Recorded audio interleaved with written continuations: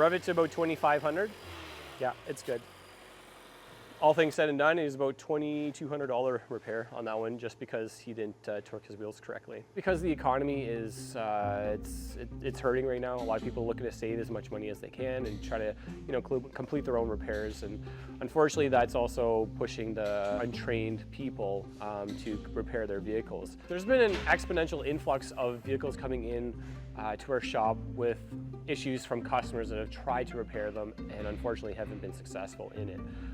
We often get, some larger jobs, like for example, we had a steering rack last week, half the car was apart, we had a bucket of bolts, and they said, here you go. We generally don't take on those kind of jobs for many reasons, but yeah, it's becoming more and more of a problem.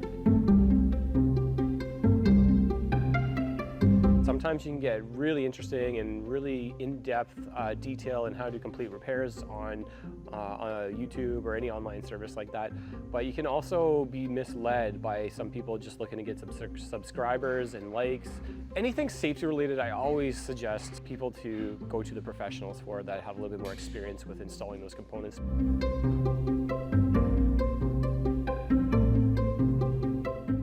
So this one is, it's not completely plugged, but it is quite dirty. Well, engine air filters are definitely something that someone can do themselves.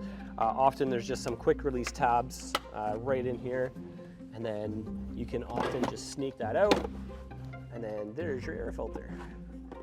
And just reverse that process to get it replaced. Right in here, so these are your ignition coils. So you can take these off.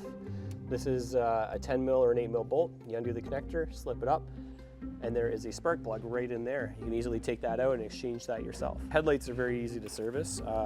There's multiple bulbs here in the lens, and you often just twist them a little bit like that, and there's your bulb right there. Oil change is definitely very easy to do. Drain the oil, drain plug back in, fill it up through the main cap. It will say on the cap itself what the oil weight is. Replace the filter, and then you fire up the vehicle after you put in about 4 liters of oil. Check the dipstick and top up accordingly. Cabin air filter.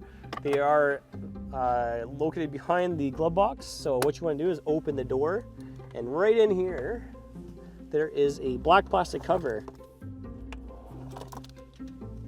Take that cover out, and look at that. There's a dirty cabin air filter. You should be familiar with what you're going into. You should feel comfortable. You shouldn't have to make too many references or do too much research. If you are, obviously you're going to be uncomfortable, and that is a red flag right there and then. If you're not comfortable completing the repair, or you don't have the appropriate tools for said job, where it's making it very difficult to work on, then yeah, it might be time to consider taking to a service shop.